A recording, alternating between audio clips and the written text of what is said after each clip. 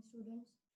Today we are going to understand about a new topic, which is the last steps of RDNA technology.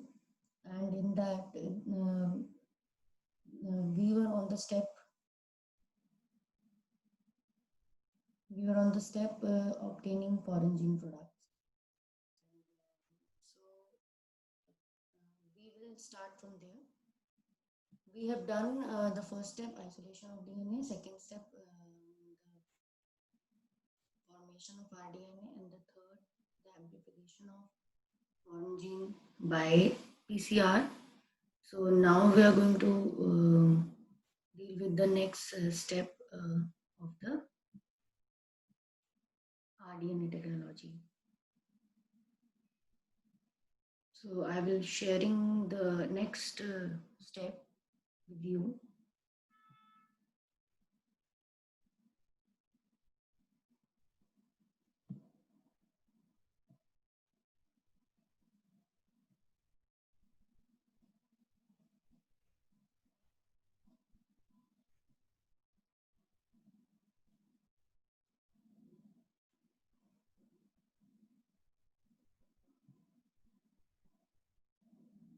So this is the next step.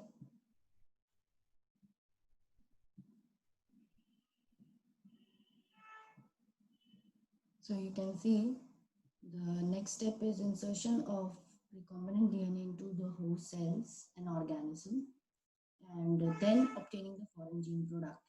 So insertion of recombinant DNA into host cell or organism. That means we have to transform the organism, host organism. We have to transform that organism with the recombinant DNA molecule. We have made the recombinant DNA. That means we have ligated the foreign gene into the vector DNA, and now this is the rDNA. So rDNA need to be incorporated or inserted into the recombinant. That is rDNA means recombinant DNA is to be inserted into the host cell or bacterial cell. So that is the thing. There are several methods of introducing the ligated DNA into recipient cells. Recipient cells, after making them competent to receive, take up DNA present in the surrounding. So recipient cells are made competent. We have first already understood what is a competent host.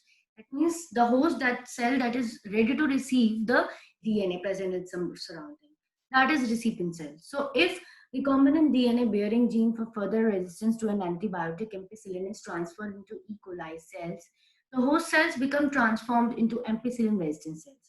So, for example, if a recombinant DNA molecule is having any resistance to antibiotic, for example, ampicillin, so that recombinant DNA, if transferred to E. coli, then the E. coli will become the ampicillin resistant E. coli. So that property of the ampicillin resistance will be shown by the E. coli. So it is genetically transferred, it is genetically transformed, we can say. तो इस तरह से vector में designing में already ampicillin resistance और ये सब regions होते हैं जो सिलेक्टेबल मार्कर जीन की तरह काम करते हैं. तो जब हम इन डीएनए मॉलिक्यूल्स को इन वेक्टर आरडीएनए मॉलिक्यूल्स को हम इंसर्ट कराते हैं बैक्टीरिया में, तो वही ये स्टेप है, ये ट्रांसफॉर्मेशन कराना बैक्टीरियल सेल्स का आरडीएनए से. If we spread the transformed cells on agar plate containing ampicillin, only the transformants will grow. And if we culture the bacteria or E. coli on the media plates or agar plates, having the food for them, so if they can be grown, they can be isolated in the property that they will show the ampicillin resistance. On that plate, if in the media, ampicillin is also present. So only the transformants can grow there because they are having the gene of ampicillin resistance. तो अगर हम इन bacteria को जिनमें ampicillin resistance की property है, इनको हम ऐसी मीडिया प्लेट पे ग्रो कराएंगे जिनके अंदर हमने एम्पिसिलिन नाम की एंटीबायोटिक डाल दी है, तो वो बैक्टीरिया इस वाली प्लेट पे ग्रो कर जाएंगे. And one is able to select a transformed cell in presence of ampicillin. और हम आराम से ट्रांसफॉर्म्ड सेल को एम्पिसिलिन की प्रेजेंस में सिलेक्ट कर सकते हैं. The ampicillin resistance gene in this case is called selectable marker. और एम्पिसिलिन रेजिस्टेंस जीन इस केस में सिलेक्टेबल मार्कर जीन कहलाती है। Obtaining the foreign gene product, next step है आपका obtaining the foreign gene product.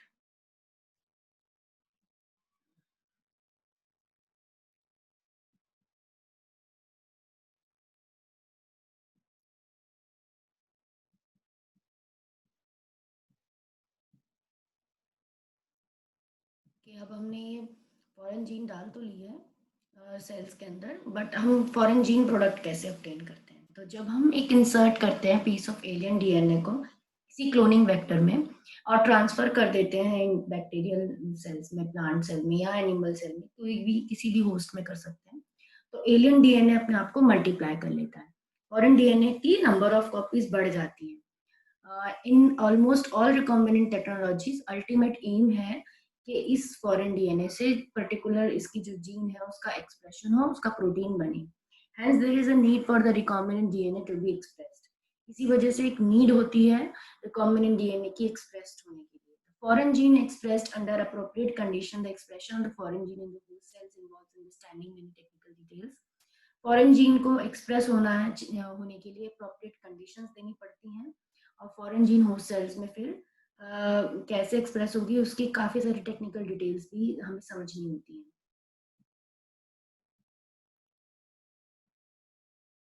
Next इसमें आगे दिया है after having clone the gene of interest and having optimized the condition to induce the expression of target protein.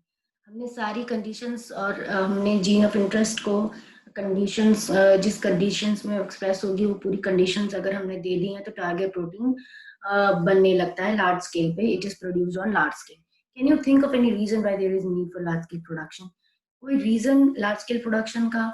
यही reason होता है क्योंकि पॉपुलेशन इतनी ग्रो कर रही है, हर एक चीज बहुत ज्यादा अमाउंट में चाहिए। If any protein encoded gene is express in heterologous host called recombinant protein. कोई भी प्रोटीन इनकोडिंग जीन अगर किसी हेटेरोलोगस होस्ट यानी कि फॉरेन जीन जिस दूसरे होस्ट ऑर्गेनिज्म में डाली है उन दोनों की जो ओरिजिन है वो डिफरेंट है, तो ऐसे होस्ट को हेटेरोलोगस होस्ट कहते हैं। मान लो हमने इन ह्यूमन क्रोमोसोम से इंसुलिन जीन निकाली है और फिर इकोलाई में डाली है, तो इकोलाई इज अ बैक्टीरिया। तो बैक्टीरिया ये होस्ट कैसा हो गया इंसुलिन बनाने के लिए? होस्ट हेटेरोलोगस हो गया बिकॉज वो अलग ओरिजिन का है। Bacteria is prokaryotic and we are humans are eukaryotic. तो रिकॉम्बिनेंट प्रोटीन्स उन जीन से जो प्रोटीन्स बनते हैं उन जो हेटेरोलोगस होस्ट में बनते हैं उनको रिकॉम्बिनेंट प्रोटीन्स। तो इस इंसुलिन को रिकॉम्बिनेंट इंसुलिन कहेंगे जो हम इकोलाई से पाते हैं। The cells harboring cloned genes of interest may be grown on a small scale in the laboratory. पहले उन सेल्स को स्मॉल स्केल पे एक लैब लेबोरेटरी में छोटे पायलट प्लांट में ग्रो कराया जाता है। The culture may be used extracting the desired protein and then purifying it by using differentiation technique. Culture किया जाता है, उसको मीडिया दिया जाता है बैक्टीरिया को ग्रो होने के लिए, पर्टिकुलर होस्ट को ग्रो होने के लिए, और डिजायरेबल प्रोटीन वो प्रोड्यूस करता है और फिर वो अपने सी मीडिया में बाहर रिलीज कर देता है उस प्रोटीन को, और सेपरेशन टेक्निक की मदद से हमें फिर वो प्रोटीन्स प्योरीफाई करने पड़ते हैं। The cells can be also multiplied in continuous culture system. वहीं पर हम दूसरे तरह का सिस्टम भी यूज कर सकते हैं जिसमें सेल्स को कंटिन्यूअसली ग्रो कराया जाता है बड़े से फर्मेंटर्स में, और कंटिन्यूअस कल्चर में एक तरफ से स्पेंट मीडियम यूज्ड मीडियम निकालते जाते हैं और फ्रेश मीडियम दूसरी तरफ से डालते जाते हैं। इसकी वजह से सेल्स और अपनी फिजियोलॉजी मेंटेन कर पाते हैं, सेल्स ग्रो होते हैं रहते हैं। अब यहाँ पर बायोरिएक्टर्स के मॉडल्स दिए हुए हैं और बायोरिएक्टर कॉन्सेप्ट दिया हुआ है कि एक्टिव जब सेल्स हम कंटिन्यूअस कल्चर में होते हैं तो एक्टिव लॉग फेज में एक्सपोनेंशियल फेज में ग्रो होते रहते हैं, मतलब they are multiplying exponentially. This type of culturing method produces a larger biomass. इसकी वजह से लार्ज बायोमास बन जाता है, लार्ज नंबर ऑफ सेल्स बन जाते हैं, पॉपुलेशन सेल्स की ज़्यादा होती है, leading to higher yield of desired protein, और डिजायर्ड प्रोटीन बहुत ज़्यादा हाई हो जाता है। Small volume culture cannot yield appreciable quantities of bioproducts. Small volume अगर हम कम से कल्चर को में कल्चर करेंगे, कम से अमाउंट में कल्चर करेंगे, तो वो इतना ज्यादा अमाउंट का प्रोटीन नहीं बनाएगा। वो सिर्फ टेस्टिंग पर्पस के लिए हम बना सकते हैं कि हमारा एक्सपेरिमेंट सक्सेसफुल है कि नहीं, हमारा रिकमेंडेड प्रोटीन बन रहा है और किस लेवल का बन रहा है। डेवलपमेंट ऑफ बायोरिएक्टर्स, इसके लिए लार्ज वॉल्यूम के टैंक्स की जरूरत है। अगर हमें लार्ज क्वांटिटी में बनाना है, 100 से 1000 लीटर्स ऑफ कल्चर इसमें प्रोसेस हो सकता है। और बायोरिएक्टर को एक वेसल की तरह समझा जा सकता है, जो कि रॉ मटेरियल जिसमें कन्वर्ट होते हैं स्पेशल प्रोडक्ट, स्पेसिफिक प्रोडक्ट्स में इंडिविजुअल एंजाइम्स बन सकती हैं उसमें आराम से, और रॉ मटेरियल्स को वो प्रोडक्ट में कन्वर्ट कर देता है। ऐसा वेसल होता है बायोरिएक्टर। यूजिंग माइक्रोब, किसी माइक्रोब की मदद से या एनिमल या ह्यूमन सेल्स की मदद से वो सबस्ट्रेट को प्रोडक्ट में बदल रहा है और हमें यूजफुल प्रोडक्ट मिल रहा है। Bioreactor provides optimal condition for achieving the desired products by providing optimal growth condition. ये सेल्स को ग्रो कराने के लिए पूरी कंडीशंस देता है, जैसे particular temperature, pH, substrate, salt, vitamins, oxygen, ये सब हम ग्रोथ कंडीशंस यहाँ मैनेज कर सकते हैं उस इंस्ट्रूमेंट में। Most commonly use bioreactor of the steering type which is shown in here. तो यहाँ पर दो तरह के बायोरिएक्टर के मॉडल्स दिखा रखे हैं, stir type and fluidised bioreactors. यहाँ पे दे रखा है स्पार्ज stirred tank is the B1 and the first one is the stirred type. So most commonly used is the A, in which there are foam breakers are there, flat blade impellers are there, culture broth is there, which is rotated here in shown in the yellow color. So that culture broth is continuously rotated with the help of the foam breaker, and sterile air is injected inside from the downward side, and the motor is there which is moving these all instruments inside the cylindrical vessel. And here in the next, the sparged stirred tank. So stirrer is there in the center. This is the stirrer which is rotated, and here the fluid containing broth medium is here, and then the air is inlet from this tube like thing. The bubbles, the air is it is increasing the surface area for oxygen transfer, and bubbles dramatically increase the oxygen transfer area. Now, a stirred tank reactor is generally cylindrical and with a curved base to facilitate the mixing of reactor contents. तो घुमाने से क्या हो रहा है, contents अच्छे से mix हो रहे हैं, वहाँ पर जो ऑर्गेनिज्म है वो प्रॉपरली सबस्ट्रेट से एक्सपोज में आ रहे हैं। The स्टेरर facilitates even mixing of oxygen, दूसरे न्यूट्रिएंट्स, ऑक्सीजन भी अवेलेबल हो रखी है, पूरी तरफ पहुंच सकती है आराम से, क्योंकि रेगुलरली घुमाया जा रहा है। अल्टरनेटिवली एयर को बबल किया जा रहा है रिएक्टर से। If you look at the figure closely, अगर आप फिगर को और ध्यान से देखोगे तो you will see that the bioreactor has an agitator system. Bioreactor के अंदर एक एजिटेटर सिस्टम है, एक ऑक्सीजन डिलीवरी सिस्टम है, फोम कंट्रोल सिस्टम भी है। ऊपर अगर बहुत सारे झाग बन गए तो उसको तोड़ने के लिए फोम ब्रेकर भी लगा रहता है। टेम्परेचर कंट्रोल सिस्टम रहता है, pH maintain particular control system होता है। सैम्पलिंग पोर्ट्स होते हैं जहाँ पे हम सैंपल रिलीज करके चेक कर सकते हैं कि क्या प्रोग्रेस है, and volume of culture can be withdrawn periodically. Now हम यहाँ नेक्स्ट देखते हैं डाउनस्ट्रीम प्रोसेसिंग। ये लास्ट स्टेप होता है डाउनस्ट्रीम प्रोसेसिंग।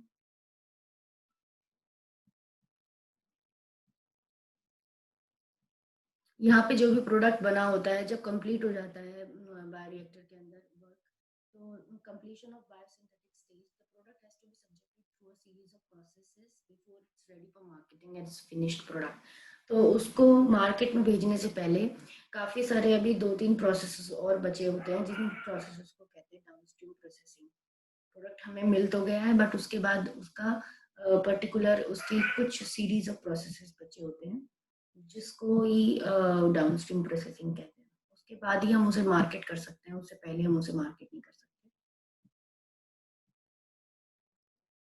इनमें इन प्रोसेसेस में ज़्यादातर प्रोडक्ट में द प्रोसेसेस इंक्लूड सेपरेशन और प्योरिफिकेशन आते हैं डाउनस्ट्रीम प्रोसेसिंग में, कि हमें सेपरेट करना पड़ेगा, प्योरिफाइड और प्योरिफिकेशन करना पड़ेगा उस प्रोडक्ट को, and which are collectively referred to as downstream processing. Separation and purification processes are known as downstream processing.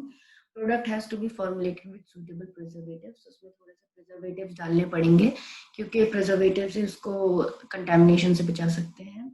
Such formulation has to undergo through a clinical trials, और clinical trials means उसे दूसरे organisms पे लगा के देखा जाएगा। अगर वो कोई drug है तो उसकी पहले से safety testing होगी, स्ट्रिक्ट क्वालिटी कंट्रोल टेस्टिंग होगी कि उसकी क्वालिटी कितनी अच्छी है इस प्रोडक्ट की, एंड देन डाउनस्ट्रीम प्रोसेसिंग में क्वालिटी कंट्रोल करने के बाद प्रोडक्ट टू प्रोडक्ट इसके स्टेप्स अलग अलग हो सकते हैं. हर प्रोडक्ट के लिए डाउनस्ट्रीम प्रोसेसिंग के स्टेप्स डिफर कर सकते हैं एंड क्वालिटी टेस्टिंग के भी डिफर कर सकते हैं. तो with this finally the foreign gene product can be marketed and can be sold as a product in the market. So this is all which is the chapter biotechnology principle and processes. I hope you have understood the things, and if you like the video, please press the like button and subscribe my channel. Thank you.